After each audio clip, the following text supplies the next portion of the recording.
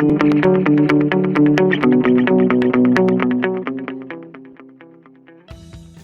and welcome to the Analyst by Vajiram and Ravi dated 30th December 2025. Here we have taken up important news and article from The Hindu and Indian Express newspaper and have segregated our discussion into two parts, that is analysis and simplified. Analysis section, the first article is related to recently concluded free trade agreement between India and New Zealand. Here we will cover the bilateral relation between India and New Zealand in light of recently concluded agreement. The second news article is related to India's clean energy potential, where we will be looking into India's achievement, issues and way forward in its capacity to tap the clean energy potential. Both of these discussions will be followed by mains practice question, which will help you in assessing your understanding of the topic. The topic for simplified section are listed here, which will cover important fodder for your mains examination as well as prelims examination. So stay tuned. So let us start our discussion with the first news article, which is based on recently concluded India-New Zealand Free Trade Agreement. Now you know India is leveraging its position and promoting realignments through bilateral engagements and FTAs. In this line, India and New Zealand FTA has a significant place because this is one of the fastest concluded FTA in the history of Indian negotiation. So in this discussion, we will be covering the key aspects related to this free trade agreement. We will also cover the scope and significance of India and New Zealand bilateral relation. We will also cover why India is pushing further for bilateral engagements through free trade agreements. Plus, we will also look into challenges and way forward. From your examination perspective, it is important from the perspective of GS2 paper, that is bilateral relation, as well as it touches upon aspects of Indian economy. So let us begin the discussion by looking at or revising the what has been the key aspects of this FTA. The first thing is market access and tariff. Now, New Zealand has agreed for zero duty on 100% of Indian exports.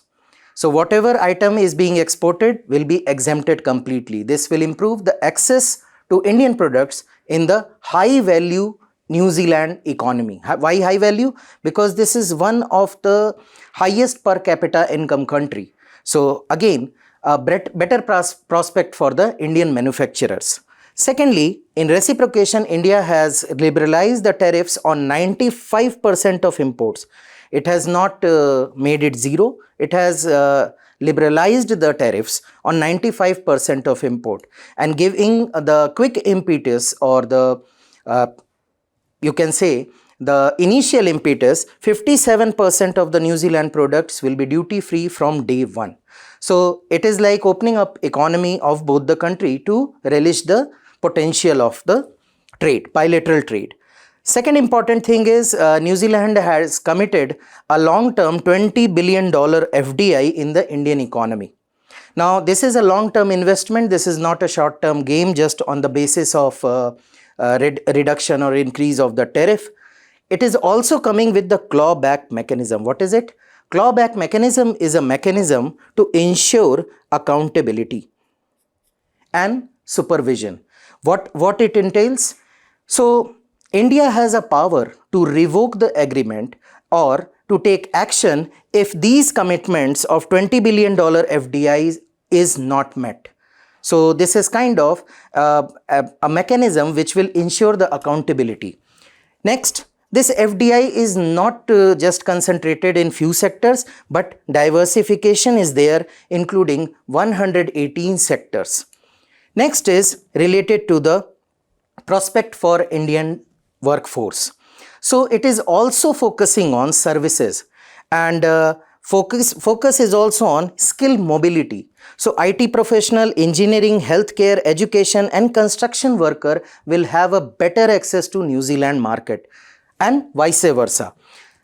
Apart from that, Indian chefs, yoga instructors and music teachers will also be gaining from this FTA. So the better job prospect along with these are this chef, yoga instructor and music teachers. These are traditional service providers which if you will look at the previous FTAs, these segments are completely ignored. Most focus is on merchandise export and import, while service, skill, these things, skill mobility, this will be ignored completely. So again, untapping, or you can say underutilization of large potential of Indian economy, or you can say the demographic dividend that India is into. Next is specifically traditional knowledge and soft power gain will be there, because first time ever provision for Ayurveda, yoga and traditional medicine has been included. So a recognition for traditional knowledge plus an acceptance at global level plus an avenue to show the prowess in these sectors. Next, all these together will definitely boost India's soft power diplomacy. Moving further, New Zealand is one of the highest, or you can say in New Zealand, the Indian diaspora, the Indian students are, they form the largest chunk of the foreign students. So there are provisions related to their easier mobility, so that the collaboration between universities plus admissions in the foreign university located in New Zealand will be easier, along with the professionals, plus work permit will be given for 20 hours per week. So students will be at ease. So while working, they will also be having the earning avenues. Plus extended post-work visas. So visa will be extended so that they can find suitable job. Again, improving the prospect of foreign job or overseas job market for Indian youth. Now, covering various sectors, services, skill, mobility, all those things, it will also focus on labor intensive sectors. Plus, it will give a boost to processed food export. So again, strengthening India's, you can say the most important sector, that is agriculture sector and agro-food sector and agro-processing sector. So these are the key elements of India-New Zealand FTA. But question is that India has been recently engaged with various countries like Oman, Russia, UK. So India is pushing for bilateral FTAs. So why India is focusing on that? What is the reason behind India pushing for FTAs? The first reason is the strategic realignment of trade partners. So traditionally, the India's export-import market is heavily skewed, or you can say tilted towards or dependent on US, China and EU. And recent developments have told us that once you are dependent on a single country, or once you are dependent on certain blocks of countries, any disruption in global chain or any disruption in bilateral relation, how heavy it costs to the Indian economy. So India wants to realign, a strategic alignment is there to remove its dependency on certain countries, and kind of creating alliance with those countries which it is getting into FTA, plus leveraging the economic power or the economic negotiations to gain alliance in the global geopolitics. Next is these bilateral relations. So if you will go to the multilateral platform, it is very difficult to achieve any negotiation. You might have heard about WTO negotiation every now and then. Then the climate deal negotiations. Every now and then, most of the things are in like waiting. You will not find a proper solution. But in bilateral relation, two countries can fix the terms and condition as per their requirement, as per their regional requirement, as per their local requirement. So it provides them flexibility. Same is the case with India. It provides India flexibility to put terms and condition, and which goes beyond WTO rigid norms. So they can tailor-made things as per their requirement, and they don't need to wait for multilateral countries or or many countries to ratify something or to agreed upon something. Next is, it is very easy to align your domestic goals with the bilateral partner. How come? Because in this only, you might have heard about this, that New Zealand has a strong hold in dairy products, but in this FTA, it has been excluded. So India will not give any tariff benefit to the dairy products. So this is kind of alignment with the domestic policy, okay, to protect their domestic producers or manufacturers or domestic industry. Same is case with Atmanirbhar Bharat. So anytime we are going into the bilateral FTA or bilateral trade agreement, we can put into like in defense sector, we can put into local component, that this much local component should be there.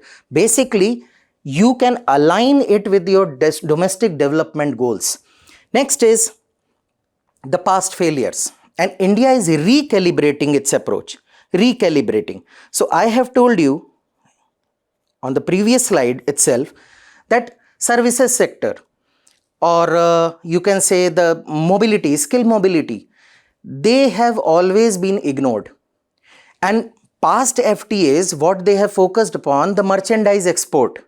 So the true potential was not, India was not being able to tap that. And in most of the FTAs, what happened? India had a negative balance. So India ended up importing more than exporting. So to recalibrate this, India has learned from its mistakes, India has learned from its failures, and now it is recalibrating to include terms and conditions as per its requirement in the FTAs.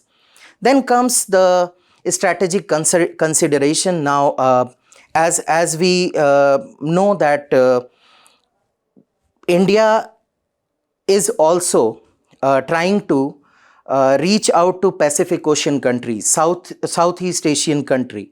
Now, any bilateral tie in this region with any country, or free trade agreement in, with any country in this region, is kind of complementary effect. It will complement India's overall outreach to Pacific region and Southeast Asian region. So it is again an alignment. So even if India is trying in Middle East, it is a realignment, or it is complementary in nature what India wants to do. If India wants to reach out to European country, again any bilateral relation will be complementary. Then, as we have discussed that the past has told us, has given us the lesson, as US trade uncertainty, still the 50% tariff is there. And if you will compare, with New Zealand, our trade is $1.3 billion per annum, almost. With US, it is $132 billion per annum. And just imagine how much this high tariff has impacted Indian export. It has gone down by 8 to 12%. Now, even if you will take an average of 10%, it is 13.2 billion. 10 times more than what India does business with New Zealand. Okay, 13 billion loss. So that is what it is. That is what prompted India to diversify its avenues. Then India is looking forward to make a trade agreement with the USA, to finalize some agreement to come to a neutral ground, so that, but USA is stuck on two demands. That is, it wants access to India's dairy sector and agricultural sector. The agriculture sector itself is a bone of contention in WTO. Also, US wants, in bilateral trade agreement also, US wants that India should open its agriculture and dairy sector, which looking at the level of the development in India, it is not practically possible, and there it has stalled altogether. So again, need to diversify the partner, need to cover these losses, because these talks are on hold. Then, getting into an FTA gives a good impression to overall geopolitical landscape, that India is a more investor friendly country, ease of doing business is there. So the overall image of India will improve with the experiences of various countries. So these are the reasons why India is pushing for the FTA, free trade agreements. Moving next, so what is the potential and what is the scope? So what is the status and what is the scope? So first thing, India and New Zealand, you can simply say a balanced relation is there. It is not very close relation. It is not a very strategic kind of alliance. It is balanced because of the shared values. So both countries, they share values like democratic values, rule of law, and the common point is, the most important point is free and open rule-based Indo-Pacific. This has brought them together, and most of the time on every stage, New Zealand and India are on the same page regarding all these issues. So that is what makes them a natural partner, not that close, but still a healthy and a stable relationship has been there.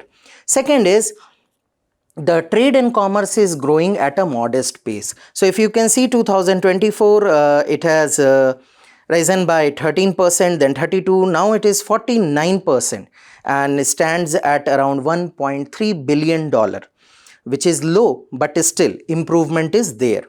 Now coming to the next thing, as I have told you, New Zealand is a recipient of large number of Indian student and Indian diaspora.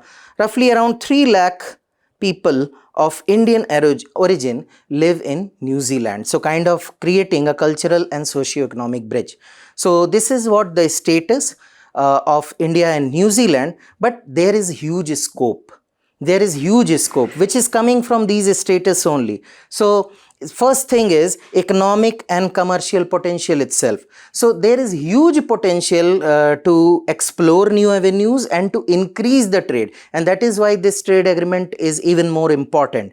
So we have not yet untapped the true potential of this bilateral relation and the scope that it provides for the bilateral trade. Second thing is, since I have told a common minimum agenda for both the countries is free and open rule-based Indo-Pacific, so strategic and regional imperative for both the country is complementary to one another. So if India is looking at New Zealand as an ally who has the same concern and same voice for the same issue, New Zealand is also getting a power like India to back its voices. So again, it is a win-win situation for both of them, but still a deeper discussion and regular kind of engagement is warranted. Next is, as you have seen, FTA includes skill mobility, the extended visa, then long working hours, or the ease of movement of students. This should be done at the earliest, because this educational and cultural bridge will improve one-to-one engagement and will further bring India and New Zealand closer. Lastly, the environmental sustainability.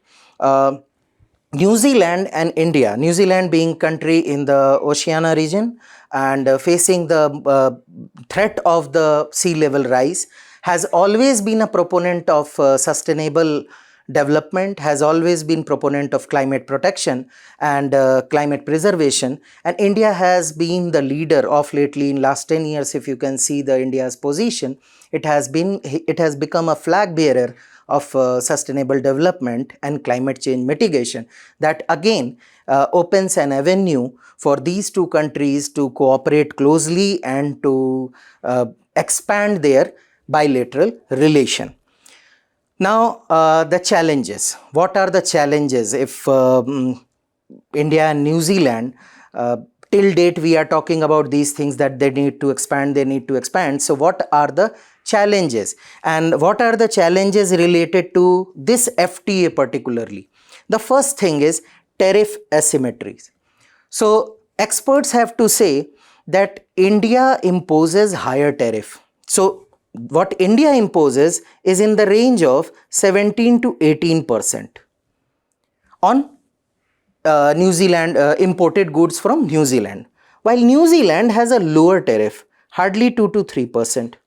So if New Zealand is waiving off its tariff, it will not have a relatively higher impact, because already with such a low tariff, Indian products have a good access to New Zealand market.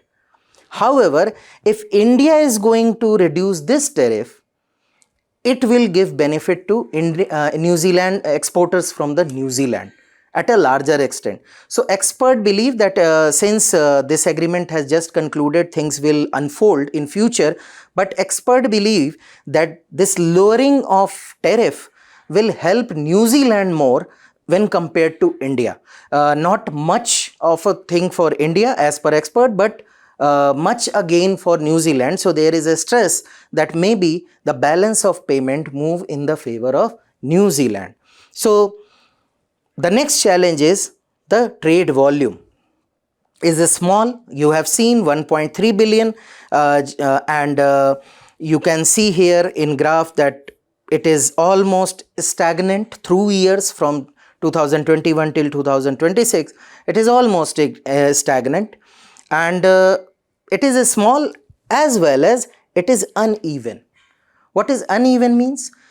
There are several sectors which have not been explored. So general estimate says that there are sectors where India can export services and merchandise worth rupees $6 billion. But what is the present status? Only $1.3 billion. So additional $6 billion sectors are untapped. For example, New Zealand imports milk powder, New Zealand imports cheese, New Zealand imports butter. But India's export in all three sectors is nil. So there is an avenue which is still untapped. What India is doing to achieve that, what India is doing to reap that is not cleared. Second, if you will look into the processed meat sector, again New Zealand imports a huge quantity, but again India's share is nil. So experts say that in this FTA, terms and condition, tariff, everything is gone. Okay, fine. But what about the quality of product, and what about the avenues that are untapped? Because with such a low tariff, 2 to 3% of tariff, your industries were not able to export anything. So what is the guarantee that they can export it now? Next is the agricultural sensitivities. Now understand this. Right now the dairy product and agriculture thing are like they have been kept aside. However, if you will look, New Zealand exports fresh fruit, holds the top position. Now in any bilateral relation, for this moment, let's say they have taken an exemption, they have exception they have created, and they have not pressed upon the dairy products and its export. But any country once into a bilateral trade negotiation, they will push for dairy products in future, because that is how it works. Because after some time they will say, okay, everything is going fine, now let's open the dairy product. Now this concern is problematic for the Indian manufacturers and Indian producers. Horticulture sector, as you can see, the fresh fruit is already at a high level. It will grow more. Horticulture sector is even more concerned because they have not been exempted. They are included, and government has signed this FTA with the promise of lowering the tariff for horticulture products. So again, they have this issue for the future concern or for the future demands. Then on the side of New Zealand, they have started facing the pressure from the opposition, who are saying that India gained a 0% tariff, while it did not promise for a 0% tariff. Rather, it promised that it will reduce tariff. So it is neither an open nor a fair deal. So they are criticizing their government. So New Zealand is also facing problem at the domestic level. Then coming to the geopolitical competition, India is not alone who is playing this geopolitical game. Countries of ASEAN and China are much closer and in vicinity to the New Zealand, and their strategic concern is even more important than what India has. So India has to tread a balanced rope, not making any mistakes, so that a hard-earned partner should not be given away easily, because everyone is going to get into a good bilateral relation with such countries, and India should be very careful while trading through this region. So these are the challenges related to India-New Zealand relation. Now coming to the way forward, this is not a specific way forward for India New Zealand, but most of the way forward, most of the suggestion will be applicable to any bilateral relation. First is, you need to learn from the past FTAs, and you need to include those things that you need to diversify the agreement to include services, you need to include the mobility and all those things. So this is a step in right direction. We should replicate this with other countries also. Then the most important thing in world global supply chain is strengthening the domestic competitiveness. You cannot just rely on the lowering and increasing of tariff. You need to improve the quality of your own product to meet global standard and quality norms by strengthening the domestic competitiveness. Another thing is you need to ensure the robust rules of origin, so that on paper every law is there, but you need to implement it, because these exemptions can be misutilized by some entities by rerouting the product from a third country. So there are many products which may there are various entities which may try to exploit this exemption by rerouting their product through New Zealand. So you need to be robust, and you need to be very attentive in ensuring this application.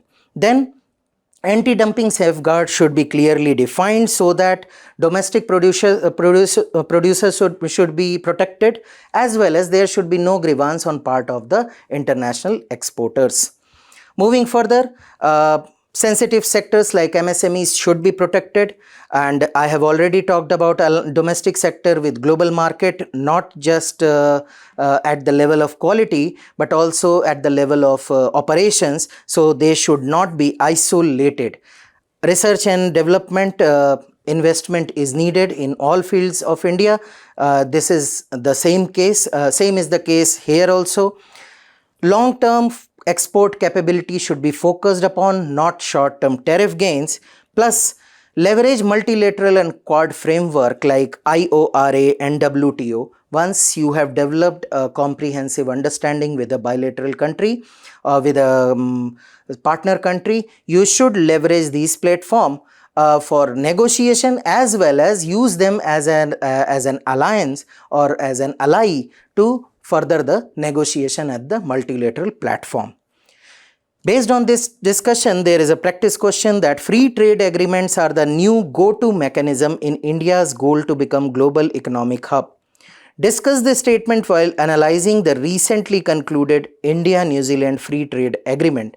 A 250-word question, 15 marker it is. Try to attempt it.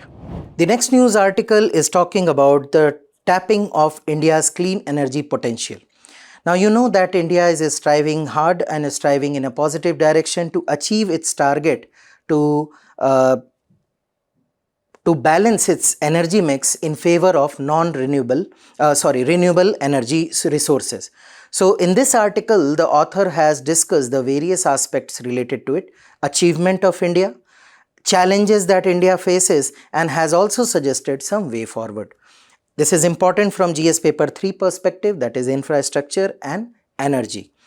So let us start with India's goal. That what were India's goal when it decided its transition to clean energy sources. So first of all, it had a blending target of 20% ethanol in the fuel mix by 2025, a 500 gigawatt of renewable target by 2030, 5,000 compressed biogas plants with the production target of 15 million metric ton per annum by 2023 and 24, and 5 million metric ton per annum green hydrogen production by 2030. Apart from that, it has a target of around emission reduction by 45% by 2030 and 50% non-fossil fuel sources by 2030, and increasing the carbon sink equivalent of 2.5 to 3 billion tons of CO2 equivalent by 2030, as well as reducing projected carbon emission by 1 billion ton from 2021 till 2030. And it has progressed in a right direction and majorly led by the solar power and hydropower, if you can see here, and also achieved the very ambitious target which was doubted upon by many to achieve 50% energy mix through non-fossil fuel sources. India has achieved the net installed capacity in which 51%, around 51% is now based on renewable or non-fossil fuel sources. Still, coal is the biggest source. Roughly around 49% is still dependent on coal.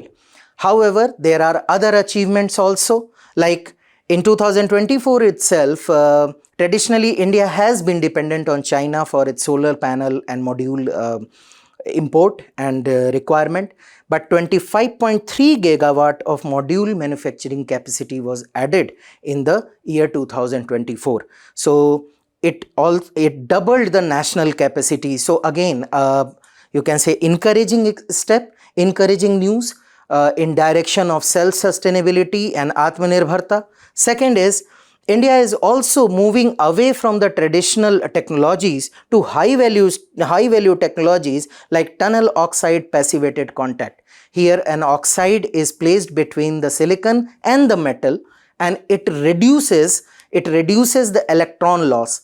In simple terms, it is 20 to 25% more efficient than traditional panels. So it reduces the energy loss. So India has also moved in this direction. Plus, encouraging things were $3.4 billion worth of FDI came in the first 9 months in clean energy sector, and this is 80% of the total FDI. Of the total incoming FDI, 80% goes to the clean energy sector. This is again an encouraging sector, showing the belief of international market in India's endeavor. Next thing is competitive bidding. So if you will compare, whenever you will put anything for competitive bidding, every bidder, every producer will try to back the contract by quoting the minimum amount. That is what the rule is, basic rule.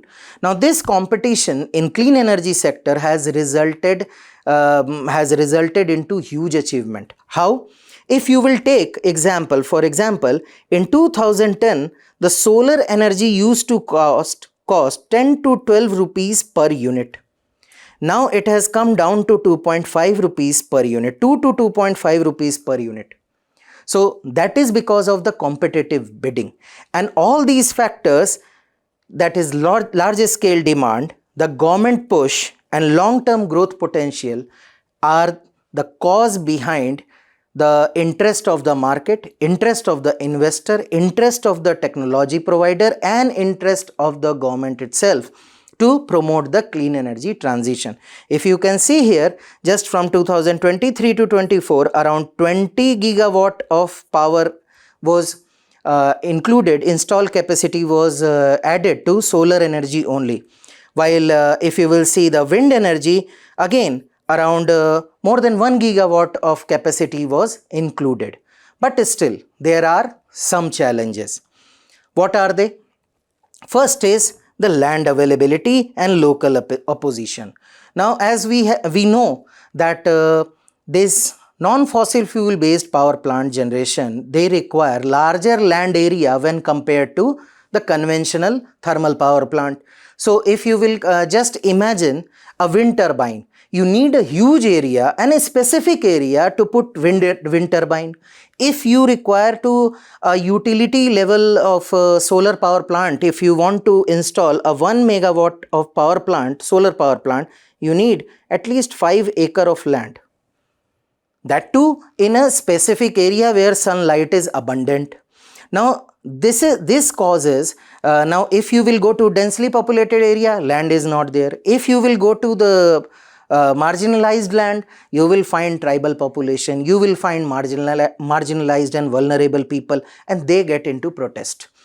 This is what happened in many places, many localities in Rajasthan and Kutch, where huge protest stalled various major projects. Next comes the intermittency and grid balancing issue. Now these are intermittent in nature. You can only produce solar power once you have sunlight. Same is the case with hydro. Same is the case with wind energy. So they are intermittent. They are not regular. And once they are disrupted, they create grid balancing issues. So what happens? A grid operator will ask, there is a term, power curtailment. Power curtailment. So power curtailment happens where a grid operator will ask the producer to reduce the production, or they will reduce the consumption altogether. They will reduce the demand altogether, because you are intermittent. Nobody is ready to rely upon you. That is another problem, that many industries and users are not ready to rely on these powers.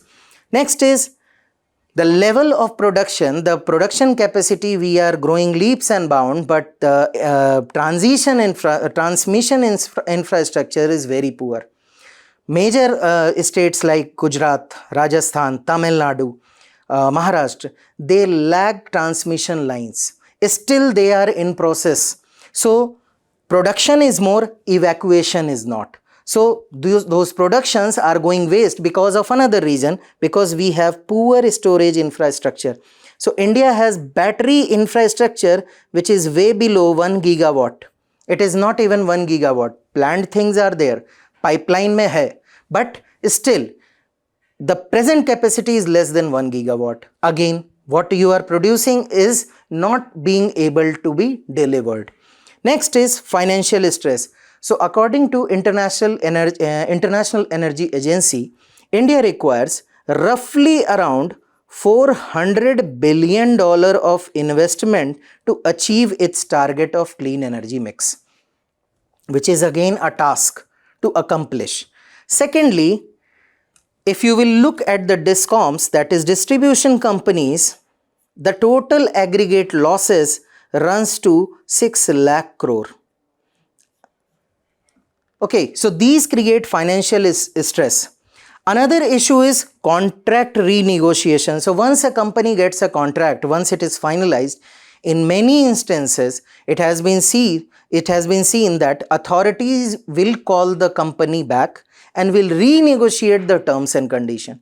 So already whatever has been finalized, the company has worked upon certain issue, but they have to renegotiate in order to maintain the contract. And this is what acts as a disincentivization for the producers. Then come limited upstream manufacturing. Now you may recall that India has doubled its manufacturing capacity, but still 66 gigawatt value of production solar modules. You have just seen that 24 point something gigawatt India produced itself, but still 66 gigawatt was imported. Plus, we are majorly an assembly country. We are assembling high technologies solar panel from importing from China, but we are not able to produce the waffles. We are not able to produce the solar panels. Okay, so we are merely assembling what is being imported.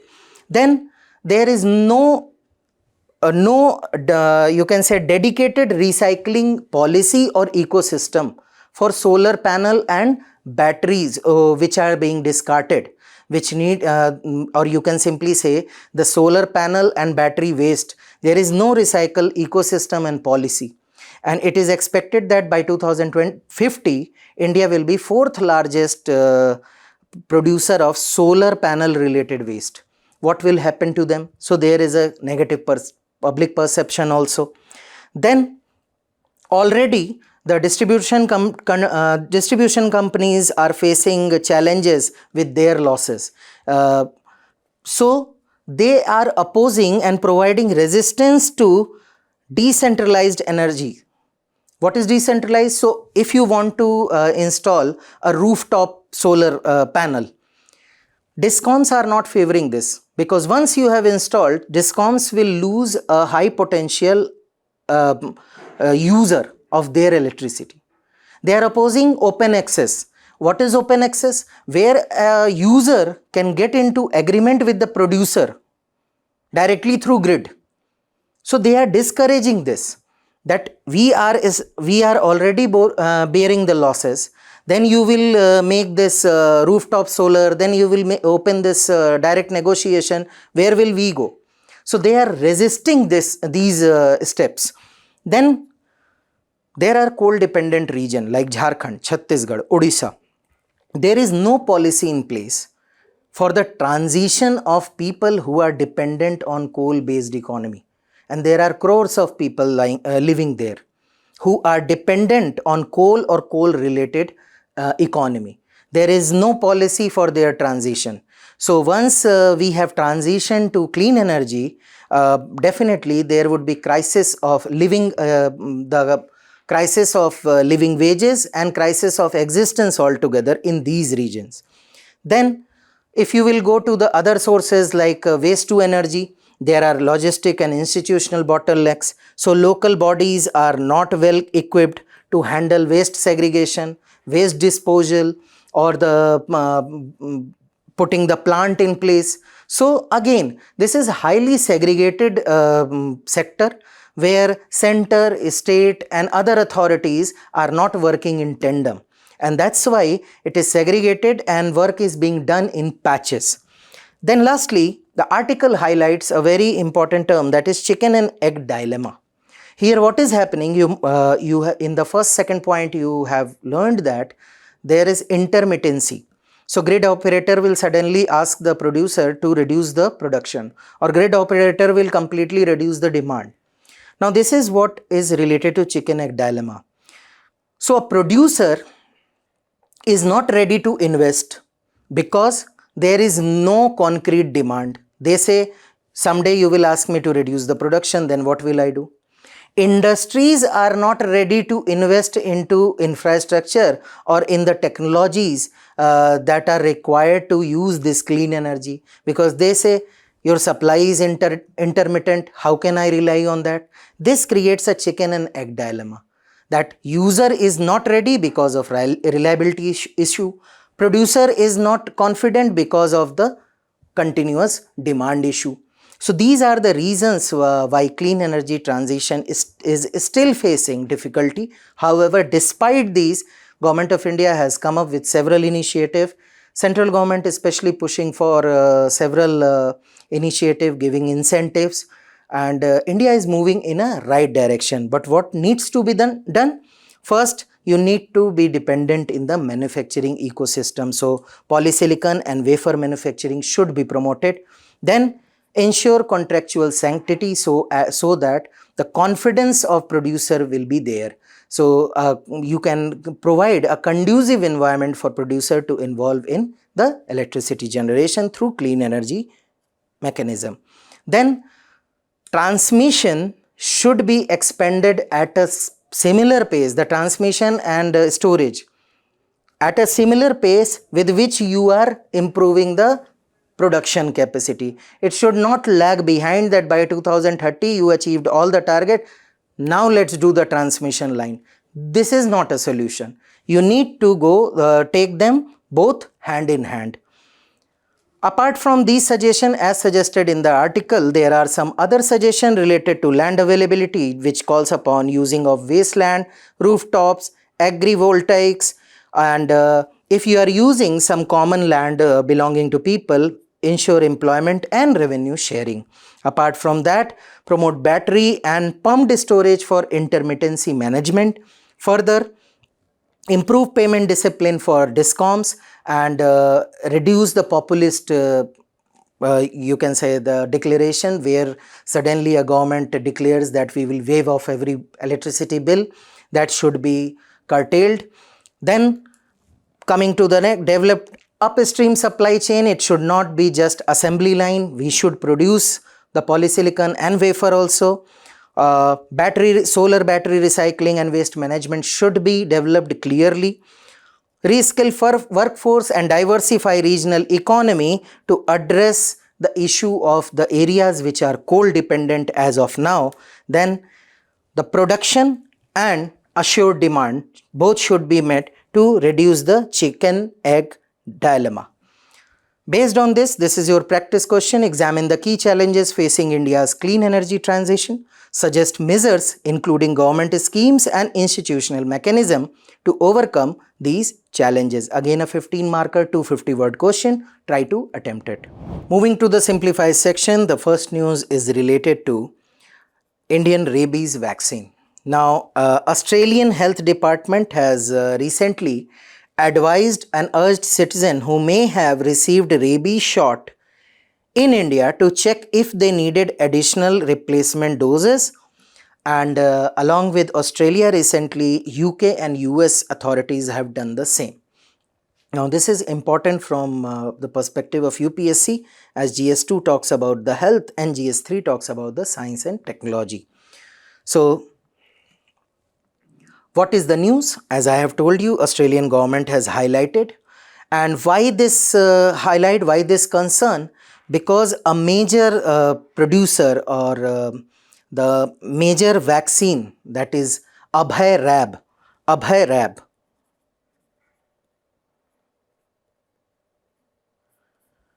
it has been found that there is a counterfeit, potential counterfeit batch was there in the market, and that is why it is a concern, because it was it has been circulating in the market, this potential counterfeit, and this has been created by a PSU, Indian Immunologicals, and name is Abhay Rab, and it controls 40% of the rabies vaccine share in India.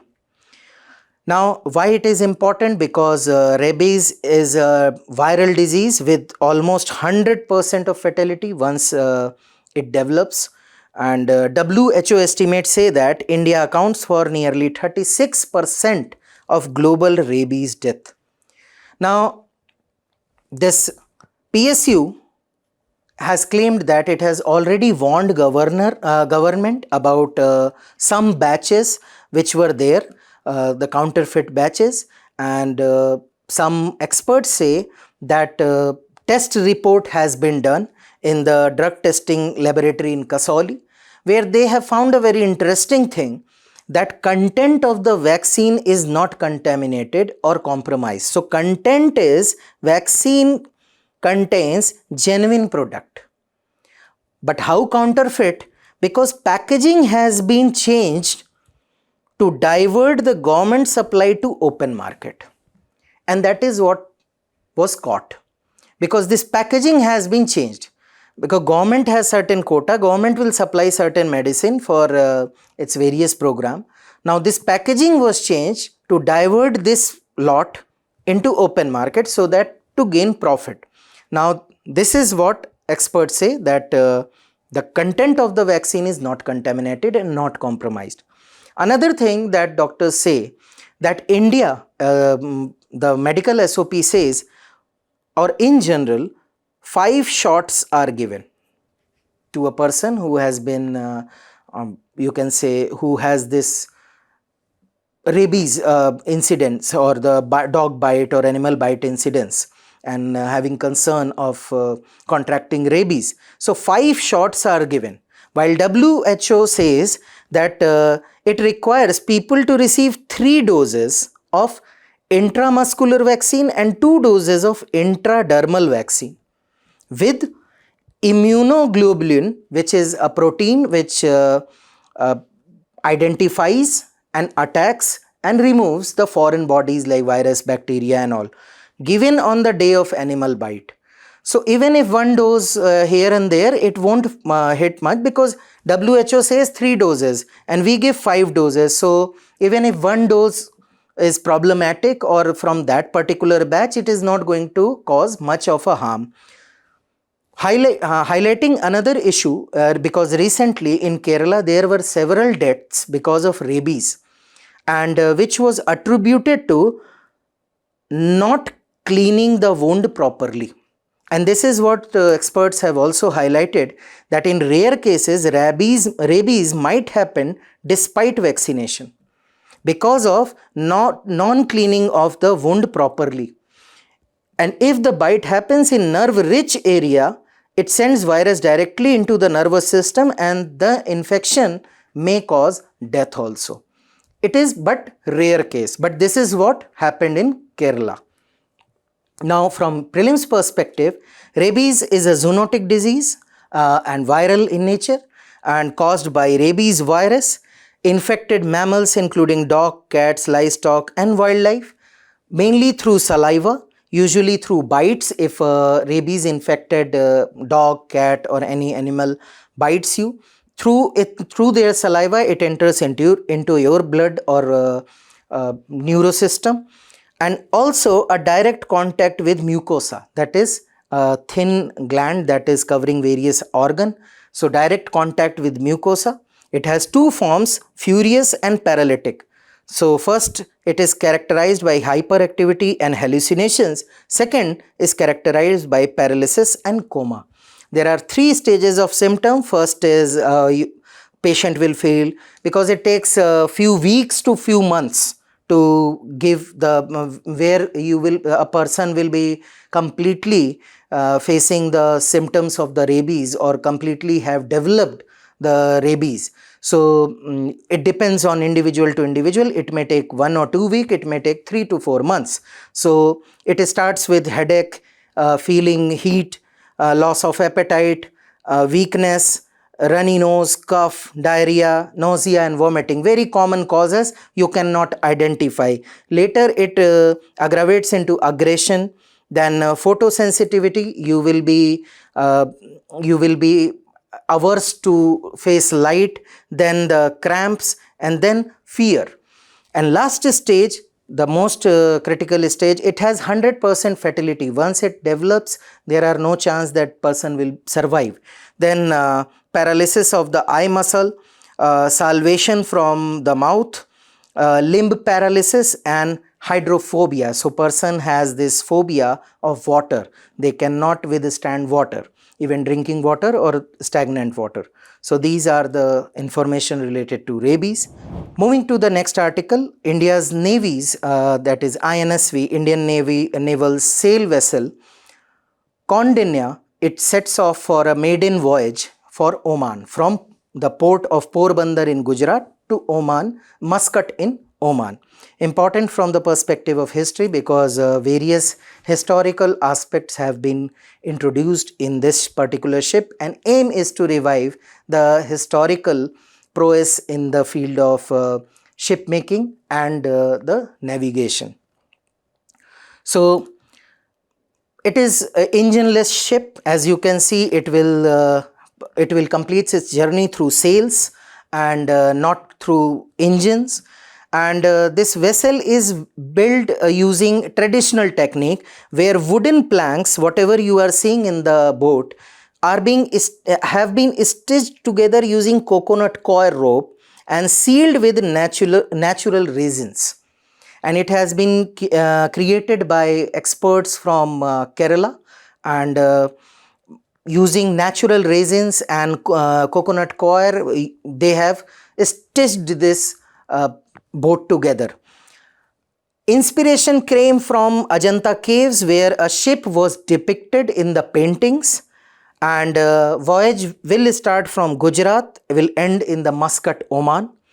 It is a joint agreement, tripartite agreement between Ministry of Culture, Navy gave the technical assistance, and Hodi Innovation, which is a private manufacturer based in Goa. Aim is to rediscover and revive indigenous knowledge system. Now, as you can see in the picture itself, a structure has several significant features, which elements you can say, which are evoking rich maritime traditions of ancient India. So first is Gund Bherunda, and which is this mythical bird associated with Lord Vishnu, two-headed bird, and in its claws there is a depiction of a huge animal. Generally it is elephant or lion to show the power, courage and strength of this particular mythical bird, plus the sun. The second thing is sun. Also, it bears the bow, the front end of the which cuts through the water, front end of the boat has Simha Yali, which is again a mythical figure which is part of the Dravidian temple architecture, which has body of lion and trunk and tusk of elephant, tail of generally serpent, but it can be any animal. It is also show of a strength, courage and power. So it has been carved on the Simhali. Plus there is an Harappan style stone anchor which adorns the deck. Now named after Indian mariner who sailed across Indian Ocean to Southeast Asia, that is Kaundinya. This was related to your prelims information. The next news article is related to this news, in which a recent report says that 55 tigers found dead in MP this year, highest since Project Tiger launched over 50 years ago. So news article highlights that last year 46 tiger deaths were registered, before that 43, before that 34. This year 55 tiger were registered dead in MP, which is house to the largest number of tiger reserves plus largest number of tiger population in India.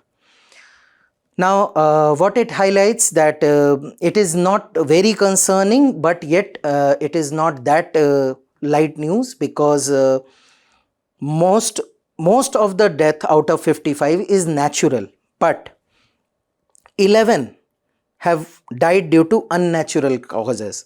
And it highlights the man-animal conflict, because most of them have died due to electrocution, which are illegal traps led by villagers to protect crop. So again, not poaching but man-animal conflict it highlights.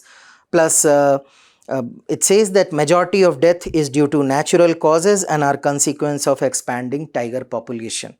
So tiger, you know that IUCN status is endangered. In Wildlife Protection Act 1972, it is listed in Schedule 1, garnering it the highest protection. Plus in CITES, it is also accorded the highest protection under Appendix 1. Project Tiger, launched in 1973, it is a centrally sponsored scheme under Ministry of Environment, Forest and Climate Change, based on a strategy of core and buffer area. So a core highly protected area around which a buffer area would be there, contiguous buffer area, which will be regulated. So this strategy is based on core and buffer area. And NTCA, that is National Tiger Conservation Authority, is you can say accorded the administration and management of Project Tiger, which itself is a statutory body formed in 2006 under the Wildlife Protection Act of 1972. Further, these efforts have given results. If you can see, the population was dwindling in the year 2006 when NTCA was created. 1,411 tigers were left, and now the population is 3,682, roughly around 3,700. So a very good increase in number, more than doubled in the span of just less than 20 years, you can see. If you will see the global population of tigers, India ranks first. It is 2967, basically it is 2018 census based data, but still India is the leading country in terms of number of tiger population. This is the list of tiger range country. So here 12 countries have been listed, but apart from them, Cambodia is another country which is considered as tiger range country. So these 12 plus Cambodia is considered as tiger range country. Looking at the tiger population in India, MP Madhya Pradesh ranks first, that is 785, followed by Karnataka 563 and Uttarakhand 560.